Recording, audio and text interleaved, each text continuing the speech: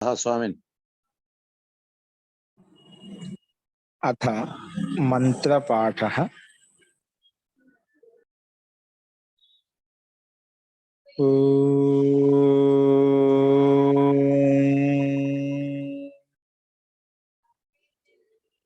सहनाववतु सहनौ भुनक्तु सह वीर्यं करवावहै तेजस्विनावधीतमस्तु मा विद्विषावहै। ओम शांति शांति शांति।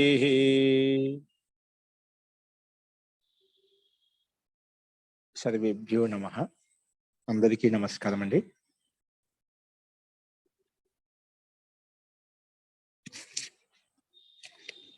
మనము అష్టాధ్యాయులో రెండవ అధ్యాయము 4వ పాదం చెప్పుకుంటున్నాము.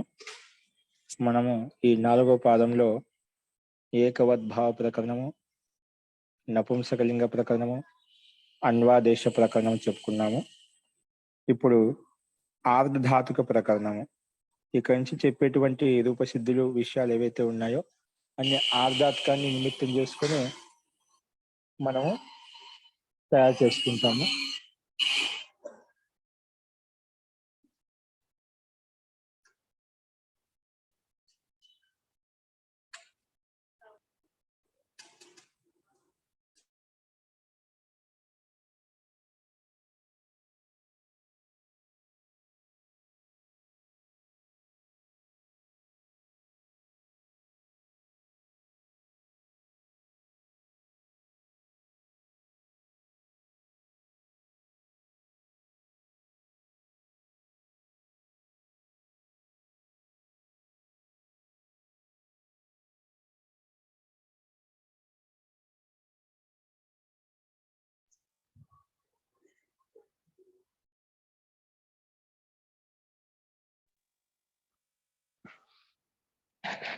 మహోదయ, ఆర్ధధాతుకాలు అంటే సార్వధాతుకము అంటే తిప్తజ్జి అవి కాకుండా మిగిలినవన్నీ ఆర్ధధాతుకాలు అని అర్థం.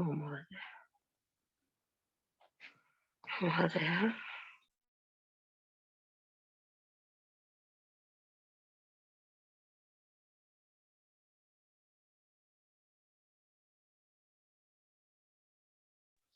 మహోదయ వినిపించిందా మహోదయ?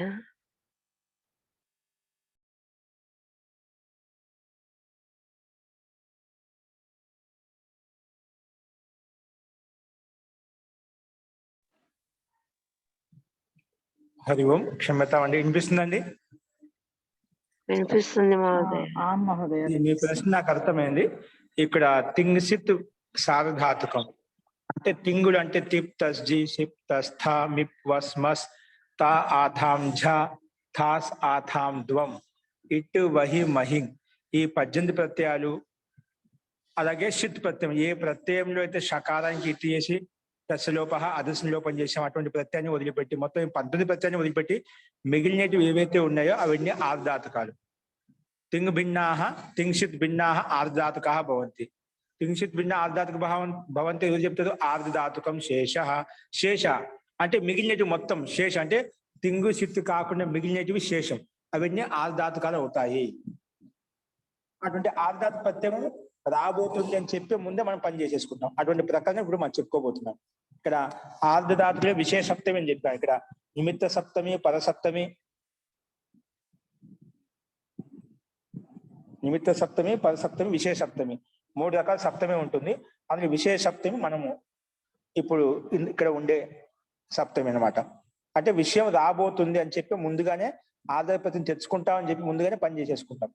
ఇక్కడ ఉండే సప్తమి ఏ సప్తమి అంటే విశేష సప్తమి. నిన్న మనం ఈ 3 రకాల సప్తమి గురించి చెప్పుకున్నాం. అస్తు ఇంకా ఎవరికైనా సందేహం చెప్పండి. నేను చెప్పిన పనికి సందేహం ఉందా? సప్తమి గురించి ఒకసారి మళ్ళీ చెప్పారు. విశేషం 3 సప్తములు చెప్పారు కదా, మళ్ళీ ఒకసారి చెప్తారా? 3 అంటే నిమిత్త సప్తమి, ఒకటి పరసప్తమి, విశేష సప్తమి. నిమిత్త సప్తమి, పరసప్తమి, విశేష సప్తమి. విషయ సప్తమి. సరే. నిమిత్తం అంటే కిత్ అంటే ఏ ప్రత్యయాన్ని నిమిత్తం చేసుకొని ఏదైనా ధాత్మకు గుణము కాని వృద్ధి చేస్తామో దాన్ని నిమిత్త సప్తం అంటాం. అంటే ధాత్మకు గుణము కాని వృద్ధి కాని రావాలి అంటే పక్కన ప్రత్యయ నిమిత్తం ఉంటుంది. అట్లా పక్కన ఉండే ప్రత్యయ నిమిత్తం చేసుకొని అయితే పని చేసుకుంటామో దాన్ని నిమిత్త సప్తమి అంటాం. ప్రత్యయ నిమిత్తం చేసుకొని అందులో కింగితిచ్చా ఉదాహరణ చెప్పుకున్నాం. కిత్ నిమిత్తకే గుణవృద్ధి ప్రాప్నుతే నా భవంతి అని చెప్పి నిషేధిస్తున్నాడు. కిత్ ప్రత్యయ నిమిత్తం చేసుకుని అయితే గుణం కాని వృద్ధి కాని ప్రాప్తం అవుతుందో కావు అని చెప్పి నిషేధిస్తున్నాడు. అది కిత్ నిమిత్త ప్రత్యయం అనేది. కిత్ నిమిత్తం చేసుకుంటే ఏ ప్రత్యయం అయితే కకారాన్ని ఇతి చేసేటువంటి ప్రత్యయ నిమిత్తం చేసుకుని గుణం కాని వృద్ధి కాని ప్రాప్తం అవుతుంటే ఇది వచ్చి నిషేధిస్తుంది. ఇది నిమిత్త సప్తమి. నెక్స్ట్ వచ్చేసి పరసప్తమి. పరసప్తమి చాలా ఉన్నాయి. ఎక్కువ నచ్చి మనకు సంధి సూత్రం ఉంది. ఎక్కువ స్థానంలో ఎన్నో వస్తాయి. అంటే ఈ ఊ రు స్థానంలో క్రమంగా యా వా రాలు వస్తాయి. కానీ ఇప్పుడు అచి పరత, అచి పక్కన ఉంటే ఇకా స్థాని ఎన్ ఆదేశో భవతి అచి పరత, ఇది పరసప్తమి. అచ్చు పక్కన ఉంటే ఈ స్థానంలో యా వస్తుంది, ఊ ఉంటే వా వస్తుంది, రు ఉంటే రా వస్తుంది, ఇరు ఉంటే లా వస్తుంది. ఇది పరసప్తమి. విశేష సప్తమి ఏంటంటే అస్తేర్భు భ్రువో బచి, అస్ధాతు స్థానంలో భూ ఆదేశం వస్తుంది. ఎప్పుడు ఆర్ధాతుకే ప్రదత అంటే ఆర్ధాతు ప్రత్యయం రాబోతుందని చెప్పి ముందు రాలేదు, ఇంకా వస్తుంది ఖచ్చితంగా అని చెప్పి ముందుగానే ఆ స్థానంలో మనం ఆర్ధాతు ప్రత్యయం రాకుండానే అస్ వచ్చిన వెంటనే భూ ఆదేశం చేసుకోవడం అన్నమాట. సరే. అస్ధాతు స్థానంలో భూ ఆదేశం చేసి ఇది విశేష సప్తమి. అంటే విషయం రాబోతుంది, విషయం చెప్పుకోబోతున్నాం అని ముందుగానే కార్యం చేసుకోవడం, పని చేసుకోవడం విశేష సప్తమి అంటే. ఈ రకంగా 3 రకాల సప్తమిలు ఉన్నాయి. ఇందులో మనం విశేష సప్తమి చెప్పుకుంటున్నాం. ధన్యవాదాలు. అస్తు తర్హి ప్రకృతం అంశదామః. చూడండి, అదే క్రమంలో ఆర్ధధాతుకి ఇది అధికార సూత్రం చెప్పుకున్నాము. ఇది 57వ సూత్రం వరకు దీని యొక్క అధికారం నడుస్తుంది. 57 అంటే అజేరివ్య గయ్యపో వాయవ్. వాయవ్ ప్రకారం వాయవ్ అనే సూత్రం వరకు ఈ సూత్రం యొక్క అధికారం, అది ఆర్ధధాతుకు యొక్క అధికారం ఉంటుందన్నమాట. అదేంటో కింద చూద్దాం మనం. ఇంకా చూడండి, మీకు స్లైడ్ కనిపిస్తుంది. అదో జగ్దిర్ లెప్తికితి, అదో జగ్దిర్ లెప్తికితి, అదో జగ్దిర్ లెప్తికితి, లెప్తికితి, లెప్తికితి. ఓకే, చూడండి దీన్ని పదవి భాగం చేసుకుంటేనా అదహ షష్ఠి విభక్తి ఏకవచనము, జగ్ది ప్రథమ విభక్తి ఏకవచనము, ల్యప్ ల్యప్ లుప్త సప్తమ్యంత నిర్దేశ. ల్యప్ ఏంటి? లుప్త సప్తమ్యంత నిర్దేశ. స్లైడ్ మీద గమనించండి పుస్తకం లేని వాళ్ళు. అదహ షష్ఠి విభక్తి ఏకవచనం. ఒక సూత్రం అదో ఎలా అయిపోయింది? సంధి వల్ల హసిచ సూత్రం ప్రకారంగా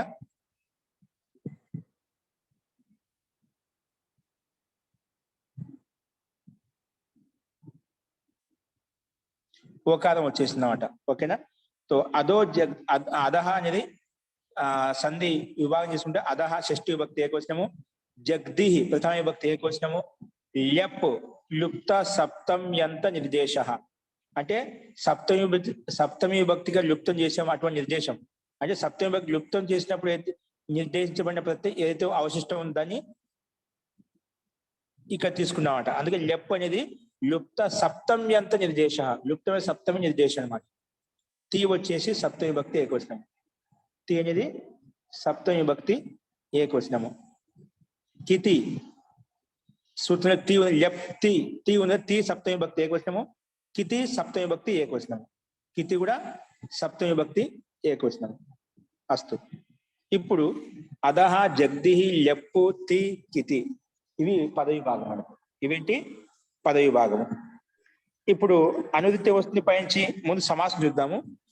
సమాసం ఏంటంటే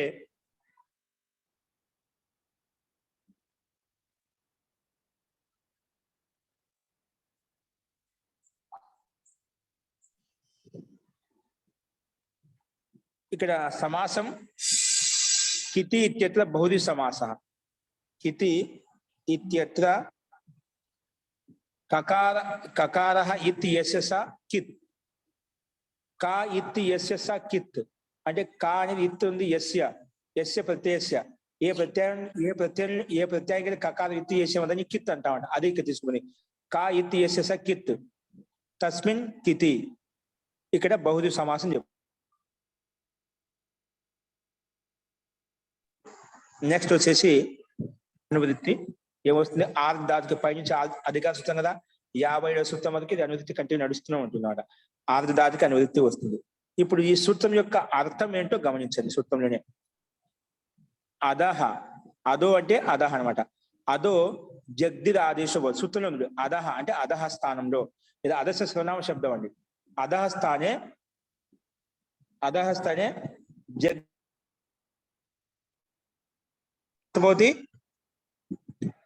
స్థానే జగ్ది ఆదేశో భవతి.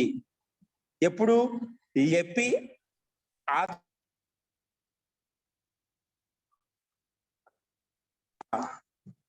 లెప్పి అంటే లెప్పు ప్రత్యయము పక్కన ఉండాలి. ఆ లెప్ ఏంటి ఆర్ధాత్కం అంట. లెప్ ఏంటి ఆర్ధాత్కం. అందుకే అధ స్థానంలో జగ్ది ఆదేశం వస్తుంది. కానీ ఎప్పుడు లెప్పు పక్కన ఉంటేనే, ఎప్పుడు పక్కన ఉంటే లెప్ పక్కన ఉంటేనే వస్తుందన్నమాట. అలాగే తకారాది కితి చ ఆర్ధాతికే పరత. ఇంకా తకారాది కితి తకారం ఆదిలో ఉండాలి, అలాగే కిత్తే ఉండాలి. అటువంటి ఆర్ధాతికం పక్కన ఉన్నప్పుడు కూడా వస్తుందన్నమాట. అటువంటి ఆర్ధాతికం ఒకటేంటి లెప్ ప్రత్యయం పక్కన ఉండాలి, లేదా ఏ ప్రత్యయం తకారం ఆదిలో ఉండాలి. ఆ తకారం ఆదిలో ఉండాలి ప్లస్ అందులో కకారం ఇత్తే ఉండాలి. అటువంటి తకారాది కిత్ ప్రత్యయం పక్కన ఉన్నప్పుడు కూడా తకారాది కిత్ ప్రత్యయం పక్కన ఉన్నప్పుడు కూడా అధ శబ్ద స్థానంలో అంటే అధ స్థానంలో జగ్ది ఆదేశం వస్తుంది. సూత్రం పదవి భాగం చెప్పుకున్నాము. అధహ సూత్రాలు చెప్పుకున్నాము. అదో జగ్దిర్ ఆదేశం అవుతుంది. అధ స్థానంలో జగ్ది ఆదేశం వస్తుంది. ఎప్పుడు లెపి ఆర్ధాతికే పడత. ఇప్పుడు లెప్ అంటున్నాం కదా, లెప్ ఏంటండి తింగు సిత్ భిన్నా ఆర్ధాతిక భావం చెప్పాము. లెప్ తింగు కాదు. సిత్త ఏమైనా లెప్ ప్రతి షకాలకి తీసేసామా? షకాలం కూడా ఏమి లేదు. కాబట్టి తింగు కాదు, సిత్తు కాదు. ఇది ఆర్ధాతికం శేషక ఆర్ధాతికం అండి. కాబట్టి అటువంటి ఆర్ధాతిక లెప్ ప్రత్యయం పక్కన ఉంటే ముందున్నటువంటి అధ స్థానంలో జగ్ది ఆదేశం వస్తుంది. లేదా లెప్ లేదనుకుందాం మనం. ఒకేలా ఇంకొక ప్రత్యయం ఉంది, తకారాది ప్రత్యయం ఉంది అనుకోండి. అది మనం ఉదాహరణ చూస్తాము. తకారాది ప్రత్యయం ఉన్నా కూడా తకారాది కిత్ ప్రత్యయం పక్కన ఉంటే కూడా మనకు అధస్థానంలో జగ్ది ఆదేశం వస్తుంది అని చెప్పి మనకు ఈ సూత్రం యొక్క అర్థం చెప్పబడింది అన్నమాట. ఇప్పుడు అదే విధంగా ఉదాహరణ ఇచ్చారు చూడు. ఉదాహరణ ఏంటి? ప్రజగ్ద్య విజగ్ద్య జగ్ద జగ్దవాన్. ఇక్కడ ప్రజగ్ద్య విజగ్ద్య ప్రాపూర్వక అద్ధాతు స్థానంలో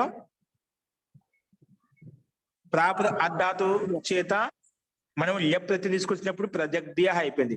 వి పూర్వక అద్ధాతు స్థానంలో లెప్ తీసుకొచ్చినప్పుడు విజగ్ద్య అయిపోయింది.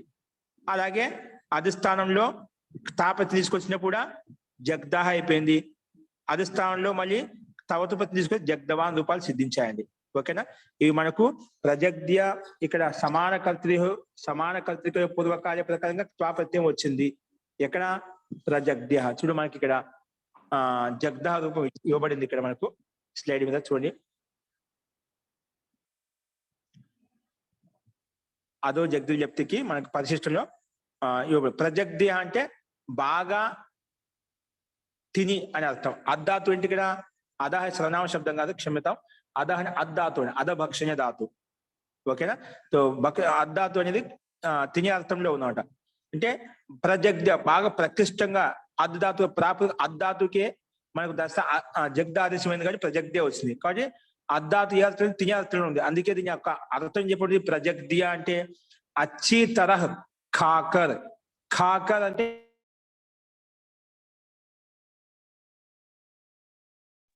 ఓకేనా?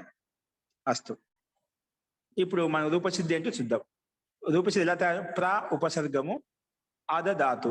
ఉపసర్గము అధధాతు. దీనికి భూవాదయో ధాతవ అనే సూత్రం ప్రకారంగా అధధాతుకి దాత్సంధ్యం పేరు పెట్టుకుంటాము. దాత్సంధ్యం పేరు పెట్టుకొని వెంటనే ఉపదేశే అజనునాసిక ఇత్ అనే సూత్రం ప్రకారంగా అదాలో ఉండేటువంటి ఆకారం ఉంది కదా, దా పూర్తిగా ఉందా, అదోలో ఉండే ఆకారానికి ఉపదేశే అజను నాసిక ఇత్ ప్రకారం ఇత్ అని పేరు పెట్టుకుంటాము. ఇత్ అని పేరు పెట్టగానే దానికి తస్య లోప అదర్శన లోప చేస్తేనా కేవలం దా హరంత మిగులుతుంది. ప్రా అద్. ఇప్పుడు ధాతో ఇదం అధికార సూత్రం. అస్మిన్ అధికారే ధాతుక అధికారానికి వెళ్ళి ఏం తీసుకుంటాము, సమాన కర్తృకయో పూర్వకాలే అనే సూత్రం ప్రకారంగా త్వా ప్రత్యయం తీసుకొస్తామని. ఏం తీసుకొస్తాం, త్వా ప్రత్యయం తీసుకొస్తాం. ఏం తీసుకొస్తామని, త్వా ప్రత్యయం తీసుకొస్తాం. త్వా ప్రత్యయం తీసుకురాగానే వెంటనే ఏమవుతుంది, త్వా ప్రత్యయం తీసుకురాగానే దానికి అదో జగ్దిర్ నై త్వా ప్రత్యయం వస్తుంది. దానికి స్థానంలో మళ్ళీ లెప్ కూడా వస్తుందండి. త్వా ప్రత్యయం వచ్చిన తర్వాత లెప్ వస్తుందన్నమాట. ఏమొస్తుంది, లెప్ వస్తుందన్నమాట. ఎక్కడ వస్తుంది, త్వా ప్రత్యయ స్థానంలో వస్తుంది, లెప్ వస్తుందన్నమాట.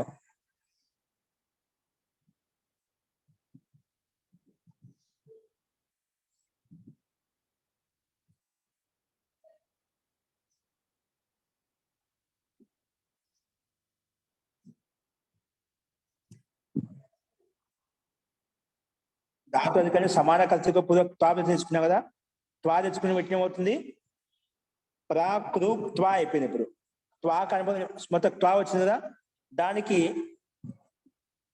త్వా ప్రత్యయం ఎలా తీసుకొస్తాము, సమాన కర్తృకయో పూర్వకాలే అనే సూత్రం ప్రకారంగా మనకు త్వా ప్రత్యయం తీసుకొచ్చాండి. ప్రా అద్ త్వా, ప్రా అద్ త్వా. ఇప్పుడు కుగతి ప్రాదయ, కుగతి ప్రాకి గతి సంజ ప్రాకి గతి సంజ ఉంది కాబట్టి కుగతి ప్రాదయ అనే సూత్రం ప్రకారంగా ప్రా శబ్దానికి త్వా ప్రత్యాంత శబ్దంతో క్రియంతో సమాసం అయిపోయింది. కుగతి ప్రాదయ ప్రకారంగా ప్రా అకి త్వా ప్రత్యాంతానికి సమాసం చేస్తే ప్రాది సమాసం చేశాం. అప్పుడు సమాసం అయిపోయిన తర్వాత ప్రా కృ త్వా అయిపోయింది. ప్రా కృ త్వా అది సమాసం మొత్తం కలిపేశాడ. ప్రా అనే గతి సంజ ఉంది కాబట్టి కుగతి ప్రాతిపదిక సమాజం ప్రాకి త్వాకి మనం సమాసం చేశాం. సమాసం చేయగానే ప్రా అద్త్వ అలా ఉండిపోయింది. ప్రా అద్త్వ. ఇప్పుడు సమాసే అనై పూర్వే తోల్యప్పు సమాసే ఎక్కడ నువ్వు సమాసం చేశావో అక్కడ అనై పూర్వే నై పూర్వంలో లేకుంటేనా అటువంటి చోట త్వాస్థానం లెప్ వస్తుంది అని చెప్పినమాట. ఇక్కడ మనం కుగతి ప్రాదయ ప్రకారంగా మనం సమాసం చేయకుంటేనా ఈ సమాసే అనై పూర్వక తోల్యప్పు వచ్చేది కాదు. ఇసుతో వచ్చేది కాబట్టి ఉపసర్గం ముందుంటేనా ఆ ధాతు పక్కన త్వాస్థానం లెప్పు చేయి అని చెప్పిందన్నమాట. అందుకే సమాసే నై పొదువు తోల్యప్పు ప్రకారంగా ప్రా ఉపసర్గం ముందు కాబట్టి అది ధాతు పక్కన ఉండే త్వాస్థానం వచ్చింది, లెప్ ఆదేశం వచ్చింది. లెప్ ఆదేశం వచ్చింది అన్నమాట. అప్పుడు లెప్కి అనుమతి లోపం చేస్తే ఏమవుతుంది, లెప్పులకు అనుమతి చేస్తే పకారానికి హలంత్యం లెప్ ప్రత్యయం యొక్క మొదటి లకారానికి లషక్వ తద్వితీయ ప్రకారంగా ఇత్ సంధ్య తస్యలోప అదర్శలోప చేస్తాం. అంటే లెప్పులో లకారం పకారం పోతే యా మిగులుతున్నమాట. ప్రా అద్ యా, ప్రా అద్ యా. ఇప్పుడు ఈ స్థితిలో మన ప్రకృతం వస్తుంది. ఏమంటుంది, అదో జగ్దిర్ లెప్తికితి. అది ధాతు స్థానంలో లెప్ పక్కన ఉంటుంది. లెప్ వచ్చింది కదా, లెప్ కనుమ లోపేస్తే యా మిగిలింది కదా, లెప్పే కలది. అదా స్థానే జగ్ది ఆదేశం పోతుంది. ఎప్పుడు లెపి పరత అదే చెప్పి సూత్రాలు మనకు మన ప్రకృతి ఉండి అదో జగ్ది ఆదేశం పోతుంది. కబు లెపి ఆర్ధాతుకి పరత, లెపి ఆర్ధాతుకి పరత. ఇక్కడ లెప్ వచ్చింది కదా కాబట్టి ఆర్ధాతుకు అది తింగిసి భిన్నమైంది కాబట్టి ఆర్ధాతుకం కూడా అటువంటి లెప్ ప్రత్యయం పక్కన ఉంటే ముందున్నటువంటి అధస్థానంలో జగ్ద్ ఆదేశం అయిపోయింది. ఏమొచ్చింది, జగ్ద్ ఆదేశం వచ్చింది అన్నమాట. సో జగ్ది ఆదేశం వచ్చింది. ఏమొచ్చింది, జగ్ది. అందుకే ప్రా అధిష్టానంలో జగ్ది, ప్రా జగ్ది యా, ప్రా జగ్ది యా అలా వచ్చినాడ. ప్రా జగ్ది యా కనిపిస్తుంది అందరికి స్లైడ్ మీద చూడండి. ప్రా జగ్ది యా.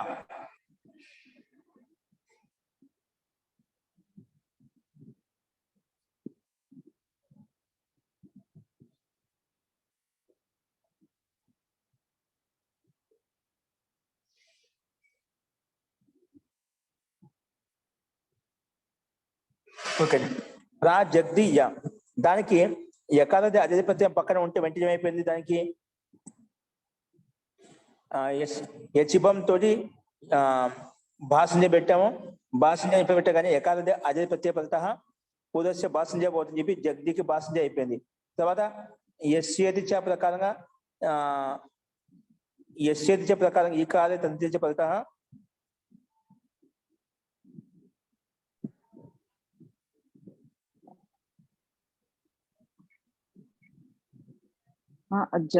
ఆదేశం జగ్ వస్తుంది కదండి, జగ్గి కాదు కదా. మనకి ఎందుకంటే యస్యేతి రాదు, తద్దిత ప్రత్యయం పక్కన ఉంటే వస్తుంది. తద్దిత ప్రత్యయం కాదు, జగ్గి అనేది వస్తుత జగ్ద ఆదేశం हो जाता है. సో ఇక్కడ మనకు సూత్రంలో అయితే జగ్ది అని పూర్తిగా చెప్పబడిందో అది కేవలం ఉచ్చారణ కోసం చెప్పబడిందంటే వాస్తవంగా అక్కడ లేదు. అదో జగ్ది లిప్తి కితీసే అదుకో జగ్ది ఆదేశ్ హోకర్. ఇక్కడ బ్రాకెట్ అయితే జగ్ది మే ఇకార్ ఉచ్చారణ, జగ్ది సూత్రంలో అయితే జగ్ది ఇవ్వబడింది అన్నమాట. కానీ జగ్దిలో ఉండే ఇకార్ కేవలం ఉచ్చారణ కోసం ఇవ్వబడింది, కానీ వాస్తవ వస్తుత ఆదేశం లేదు, ఇకారం లేదు. కాబట్టి మనకు స్పష్టం అయిపోయింది అందులో. అలాగే ప్రాజగ్ద్ వచ్చింది. ప్రాజగ్ద్ లెప్ స్థానంలో అనువాదం లేకపోతే యా మిగిలింది. ప్రాజగ్ద్ యా కలిపితే ప్రజగ్ద్య. ఓకేనా, ప్రజగ్ద్య అని తయారైంది అన్నమాట. ఓకేనా, ఈ రకంగా అదే విధంగా విజగ్ద్య ఇదే విధంగా వస్తుంది. విజగ్ద్య వి ఉపసర్గం పెట్టిన విజగ్ద్య కూడా అలా వస్తుంది అన్నమాట. అంటే విశేషంగా బాగా తిని, ప్రకృష్టంగా బాగా తిని, తినే అర్థంలోని ఇక్కడ కూడా అద్దాతు వాడు విజగ్ద్య సేమ్ ఇదే విధంగా రూపం వస్తున్నాడు. మొత్తానికి మనకు అధిష్టానం జగ్ది ఆదేశము, తర్వాత పక్కన నుండి యా కలిపితే ప్రజగ్ద్య విజగ్ద్య అలా రూపాలు సిద్ధిస్తాయండి. ఇవేంటివి? లెప్ ప్రత్యయ అంటే అధిష్టానంలో అర్ధాతు స్థానంలో లెప్ జగ్ది జగ్దాదేశం పడుతుంది. లెపి పక్కన ఉంటే ఇది ఉదాహరణ చూసాం, ప్రజగ్ద్య విజగ్ద్య. నెక్స్ట్ తికితి అన్నాం కదా, అదో జగ్ది లెప్తి కితి. తికితి అంటే తకారాది ప్రత్యయం పక్కన ఉన్నప్పుడు, తకారాది ప్రత్యయం ప్రత్యానికి అది తకారం ఉండాలి, ప్రత్యానికి అది తకారం ఉండాలి, కిత్ అయి ఉండాలి. అటువంటి ప్రత్యయం పక్కన ఉన్నప్పుడు కూడా అధిష్టానంలో జగ్ది ఆదేశం వస్తుంది. దానికి ఉదాహరణ జగ్దహ అది అద్ధాతు. ఇక్కడ భూవాదయు ధాతు, ధాతు సంధ్య, ధాతుకు అధికారంలో నిష్ఠ, నిష్ఠా ప్రత్యయాలు వస్తాయి. నిష్ఠా ప్రత్యయ భూతకాలే అర్థే భవంతి. నిష్ఠా ప్రత్యయ కస్మిన్ అర్థే భవంతి, భూతే అర్థే భవంతి. సో నిష్ఠా ఇది కిం అన్నప్పుడు తక్తవతు నిష్ఠ, తాక్ తవతు ప్రత్యయ నిష్ఠా సంజకో భవంతి, తాక్ తవతు నిష్ఠా సంజకో భవత. దానికి నిష్ఠా సంజ పేరు వస్తుంది అన్నమాట. తాకి తవతు ప్రత్యయ నిష్ఠాన్ని పేరు పెట్టామట. అవి నిష్ఠా ప్రత్యయాలు ఎప్పుడు వస్తాయంటే భూతకాలి అర్థే భవంతి, భూతకాలంలో మాత్రం వస్తాయి.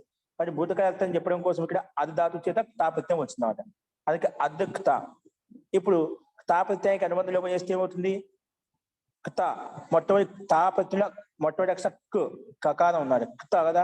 దానికి లశక్కువ తదితేయ ప్రకారంగా ప్రత్యయానికి ఆదిలో ఉండే కకారానికి ఇత్ సంధ్య తస్య లోప అదర్శనం లోప చేస్తే ఓన్లీ తా మిగిలిందట. ఇప్పుడు మన ప్రకృతం వస్తుంది, అద్ తా ఉంది కదా, అద్ తా. ఇప్పుడు ఈ మన ప్రకృతం వచ్చింది అద్ధాతు స్థానం జగ్ది ఆదేశం వస్తుంది. ఎప్పుడు తకారాది ప్రత్యయం ఉండాలి. తకారాది ప్రత్యయం తకారాదిలో ఉంది కదా, అది కితి, తకారాది కితి ప్రత్యయం ఉండాలి. కకారం ఇటు చేసాం కదా, తకారం ఆదిలో కూడా ఉంది, కకారంకి ఇటు చేసాం. అలాగే తకారాది కిత్ ప్రత్యయం పక్కన ఉంది కాబట్టి ముందున్న అధిష్టానంలో జగ్ద్ ఆదేశం వచ్చింది. జగ్ద్ త, జగ్ద్ త. ఆ పక్కన ఉండే ప్రత్యయం యొక్క తకారానికి జషస్ తతోర్దోధ, త థోర్దోధ, జషస్ తతోర్దోధ ప్రకారం అయిపోయింది. ఆ పక్కన ఉండే తకార స్థానంలో మహాప్రాణం థా వచ్చిందండి, తాకో థా వచ్చేసిందట. అందుకే జషస్ తథోర్ధోధ ప్రకారంగా తాకో ధా వచ్చేసింది అన్నమాట. ఓకేనా, ఈ సూత్రం ప్రకారం జస్ కి పక్కన ఉండే తకారానికి ధా వచ్చేసింది. అప్పుడు జగ్ధ ధా, జగ్ధ ధా. ఇప్పుడు రెండు మహాప్రాణాలు ధా వచ్చేసామట. ఇప్పుడు జలాం జస్ జసి ప్రకారంగా జల్ స్థానంలో అంటే ముందుండేటువంటి జగ్ధ, జగ్ధిలో ఉండే ధా స్థానంలో జస్ వస్తుంది. అంటే జా బా గా డా ద, జా సామాన్య దకారం వస్తుందన్నమాట. ఏది దా కదా, దకారం వస్తుందన్నమాట. ఎందుకంటే అదే వర్గం యొక్క మూడో అక్షరం వస్తుంది. జస్ అంటే ఏంటి? జగ్దాలో ఉండే దకార స్థానంలో అదే వర్గం యొక్క మూడో అక్షరం దా వస్తుందన్నమాట. ఎప్పుడు జసి వర్ణములు పక్కన ఉంటే, ధ జస్ వర్ణంలో వస్తుంది, 4వ అక్షరం కాబట్టి పక్కన ఉంది కాబట్టి ఒత్తు మహాప్రాణ ధా స్థానంలో అల్ప ప్రాణ దా వచ్చేసింది, అంత ధా వచ్చేసింది ఆ స్థానంలో ఆదేశంగా. అందుకే జగ్ధ జగ్ధ ధ కలిపితే జగ్ధ అయిపోయింది. ఇప్పుడు జరో జరి సవర్ణ ప్రకారంగా ఆ దా స్థానంలోనే ఒకసారి గకారం కూడా వస్తుందట. జరో జరి సవర్ణ ప్రకారంగా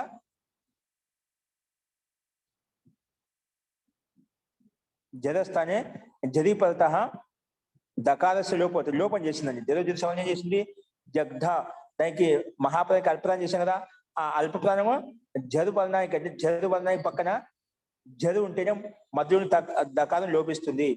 జగ్గులో గకారము జరు వర్ణం, దాని పక్కన ధా కూడా జరు వర్ణం పక్కన ఉంది కాబట్టి జరహ ఉత్తరస్య దకారస్య జరీపరతి సవర్ణ జరీపరత దకారస్య లోపభవతి అనే నియమం ప్రకారంగా, సూత్రార్థం ప్రకారంగా జగ్ధ సామాన్య దకారం వచ్చింది కదా, ఆ దకారము లోపం అయిపోతుంది అన్నమాట. అప్పుడు పక్కన ధ ఒత్తుదా ఎలా ఉందో అలా జగ్ధ, దానికే పూర్వత్తు ప్రజెంట్ ప్రత్యయం కాబట్టి సూ తెచ్చుకొని ఋతు విసర్గం చేసుకుంటే జగ్ధ అనే రూపం సిద్ధించిందండి. ఓకేనా? అలాగే సేమ్ తా స్థానంలో తవత్తు ప్రతి తెచ్చుకున్నాం ఒకటి, నిష్ఠాపతి తవత్తు తెచ్చుకున్నాం ఒకటి, తవత్తుకు అనుమతి లోపం చేస్తే తవత్ మిగులుతుంది. ఏం మిగులుతుంది? తవత్. ఇది కూడా కకారాది ప్రత్యయం అన్నమాట. తవత్లో కకారానికి అనుమతి లోపం చేసాం కాబట్టి కిత్ ప్రత్యయము, అదే తకారాది తవత్ మిగిలింది అన్నమాట. అనుమతి లోపం చేస్తే మళ్ళీ తవత్తు ప్రత్యయానికి తవత్ మిగిలింది, అయితే తకారం ఆదిలో ఉంది కాబట్టి అదో జగ్ది జప్తి కితి ప్రకారంగా మనం తకారది కిత్ ప్రత్యయం పక్కనే ఉంది కాబట్టి అదే స్థానంలో జగ్ద ఆదేశం వస్తుంది. అప్పుడు ఏమవుతుంది? జగ్ద్ తవత్ కలిపి జగ్దవత్ అయిపోయింది అన్నమాట. జగ్దవత్. ఇప్పుడు మళ్ళా మనం సు తెచ్చుకుంటాము. సు తెచ్చుకున్న తర్వాత సమస్త పదం చేత రిదుసనస్ నై అత్వసంతస్య చా ధాతో అనే సూత్రం ప్రకారంగా అత్వసంతస్య చా ధాతో అత్వంతస్య అసంతస్య జగ్దవత్ అయిపోయింది కదా, అత్వంతం కాబట్టి ఉపదాయా దీర్ఘో భవతి అని చెప్పి ఈ సూత్రం ప్రకారం దీర్ఘం వస్తుంది. అప్పుడు జగ్దవత్ కదా, జగ్దవత్ జగ్దవాత్ అయిపోయింది అన్నమాట. జగ్దవాత్. మళ్ళా ఇక్కడ నుమ్ ఆదేశం కూడా వస్తుందన్నమాట. నుమ్ ఎలా వస్తుందండి? జగ్దవాన్ లో నుమ్ ఎలాగైనా వస్తుంది?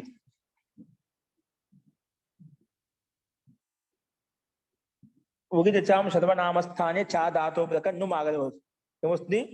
జగ్దవత్ తవతు కదా, తవతు ప్రత్యయంలో ఉకారానికి ఇతి చేశాను అంటే ఉగిత్ ప్రత్యయం కూడా. కకారానికి లశక్వ దత్తే, ఉకారానికి ఉగిదచాం ఉకారానికి ఉపదేశ అజన్యాస్కృతి ప్రకారం ఉకారం ఇతి చేసాం కాబట్టి ఉగిత్ ప్రత్యయం అంట. అంటే ఊకి ఇతి చేసాం ఉగిత్ ప్రత్యయం అంట. కాబట్టి ఉగిత్ ప్రత్యయం ఉంది కాబట్టి ఉగిదచాం సర్వనామస్థానే ఫలిత అని చెప్పి ఈ సూత్రం ప్రకారంగా నుమ్ ఆదేశం అవుతుంది. అప్పుడు జగ్ద వాత్ నుమ్, జగ్దవాత్ నుమ్. నుమ్ ఎక్కడ వస్తుంది? మిదచోన్ త్యాత్ పరహ అనే సూత్రం ప్రకారంగా అంతిమ అచ్చువర్ణకి పక్కనే వస్తుంది. జగ్దవాత్ లో వా అనేది అంతిమ అచ్చు, దానికి పక్కనే కూర్చుంది అన్నమాట. మిదచోన్ త్యాత్ పరహ అంత్యాత్ అచహ పదం మిత్తు భవతి అంటే నుమ్ ఆగం వస్తుంది. అంటే అంతిమ అచ్చుకి పక్కన మిత్ ఆదేశం వస్తుంది అంటే నుమ్ ఆదేశం వస్తుంది. జగ్దవాత్ జగ్దవత్ కదా, ఆ ఉపదాకి అత్వసంతస్య చాదాతో కదా, ఉపదాకి తిరిగి జగ్దవాత్ అయిపోయింది.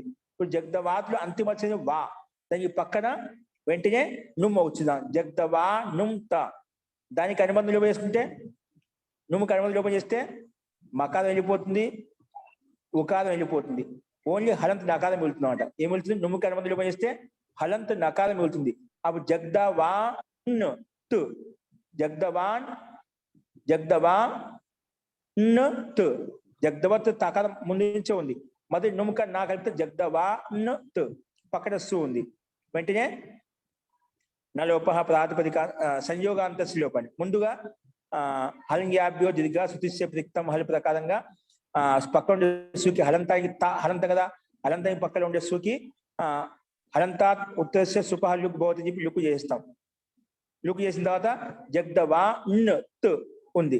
ఇప్పుడు దీనికి సంయోగాంతస్య లోప ప్రకారంగా సంయోగాంతంలో ఉండేటువంటి అంతిమ జగ్దవాంత్ కదా, దానికి తకారానికి లోపం చేస్తే సంయోగానికి అంతిమంలో ఉండే జగ్దవాంత్ తకారానికి లోపం చేస్తే జగ్దవాన్ అయిపోయిందన్నమాట. సంయోగాంత శ్లోపద ప్రకారంగా అంతిమ నకార తకారం లోప చేస్తే జగ్దవాన్ అనే రూపము మనకు సిద్ధిస్తుంది. జగ్దహ జగ్దవాన్. వీరి తకారాదికి ప్రత్యయం పక్కన ఉంటే మన ప్రకృతి సూత్రం వచ్చి జగ్ది ఆదేశం చేసింది. ఇది ముఖ్యమైన అంశము. ఈ సూత్రంలో మన ప్రకృతి సూత్రం ఎక్కడ ఏ రకంగా వినియోగించబడింది అది ముఖ్యంగా అర్థం చేసుకోవాలి. సందర్భాన్ని బట్టి మన రూపసిద్ధి కూడా చూసాం, అంతకంటే ముందు చూసాము, మళ్ళీ కూడా ఒకసారి పునరావృతం చేశామన్నమాట. అస్తు, ఇందులో ఎవరికన్నా ఏమైనా సందేహం చెప్పండి.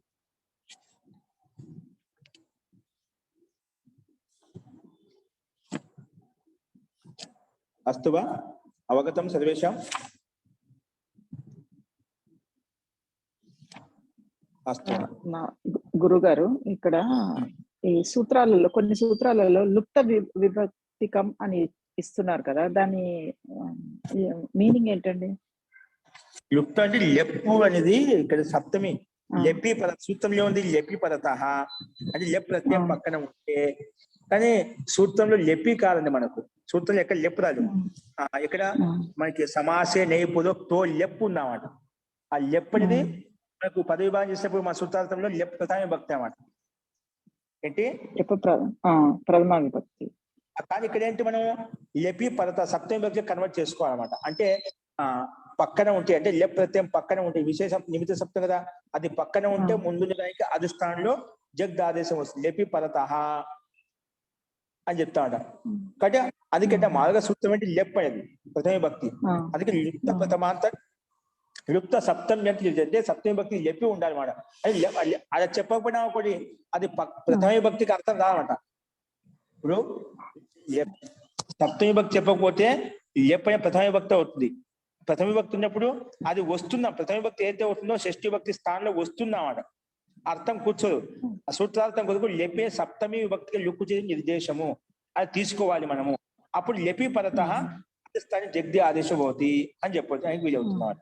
సప్తమి భక్తిలోకి విపరిణామం చేసుకోపోయినాం అనుకోండి, సూత్రార్థం అనుకో అది లెపి పరత అని చెప్పొచ్చు. ఎందుకు సప్తమి యుక్త సప్తమి మామూలుగా సూత్రంలో లెప్పే, అందుకే యుక్తం చేసాం. మన ప్రయోగం అర్థం కోసము, సూత్రార్థం కోసమే దాన్ని కేవలం విపరిణామం చేసుకున్నాం అంతవరకే. దాని ప్రయోగం కేవలం లెపి పక్కన ఉంటే మనకు ఆదిస్థానం జగ్ది ఆదేశం చేసుకుంటాం. ఎందుకంటే సప్తమి పరత పూర్వస్య తస్య స్థానే కార్యం భవతి. తస్మిన్ నిర్దిష్ట పూర్వస్య ప్రకారంగా అది సప్తమి పక్కన ఉంటే పొదువుగా పని చేసుకుంటాం. అందుకే మనం అధిష్టానం జగ్ది ఆదేశం చేసేటువంటి పని చేసేసుకున్నాం అంట. అందుకే లుప్త సప్తమి అంటే నిర్దేశ, సప్తమి యొక్క విభక్తి నిర్దేశం లుప్తం అయినప్పుడు కూడా దాని యొక్క అర్థం ఉంటున్నాం అంటే లెప్పి పరత అనే అర్థం తీసుకుంటాం అంట. ఇలా చెప్పబోతే లెప్పని ప్రథమ విభక్తి అయినా అనుకోండి, అది పక్కన ఉంటే చెప్పని కాదు. సప్తమి విభక్తి అయినప్పుడే సప్తమి పరత అని చెప్పచ్చు. ఇప్పుడు ఇదే సూత్రంలో జగ్దిహి అని ఇచ్చారు కదా, అక్కడ లుప్త విభక్తికం అని చెప్పలేదు. సో అది జగ్ది అది ఆదేశం కదా, అందుకే ప్రథమ విభక్తిలో ఉంది. అది ప్రథమలోనే ఉంది. అది వచ్చిన ఏవైతే వస్తే ప్రథమ విభక్తిలో ఉంటాయి. అటువంటిప్పుడు కూడా మనం లెప్పని కూడా అది సప్తమి భక్తిలో నిర్దేశించకపోయినాం అనుకోండి, అవి లెప్పుడు వచ్చేస్తున్నాం, అలాంటి అర్థం వచ్చేస్తున్నాం. మనకి అది లెపి పదత అర్థం ఎప్పుడు తీసుకుంటాం? సూత్రంలో పద విభాగం కనిపించాలి కదా. మనం సూత్రం పద విభాగం ఎలా ఉందో మనం అదే విధంగా అర్థం చేసుకుంటాం. సూత్రం అదే విధంగా చెప్తాం. షష్ఠి పంచి అధ షష్ఠి భక్తి, అందుకే అధస్థానే జగ్ది ఆదేశం భవతి. జగ్ది వచ్చిన ఆదేశం అయిపోతుంది. ఎప్పుడు లెప్ అనుకోండి, లెప్ ఏంటిది? లెపి పదత అనే శబ్దం ఎప్పుడు తీసుకుంటాం? సప్తమి భక్తి అయినప్పుడే, సప్తమిలో ఉన్నప్పుడే తీసుకుంటాం.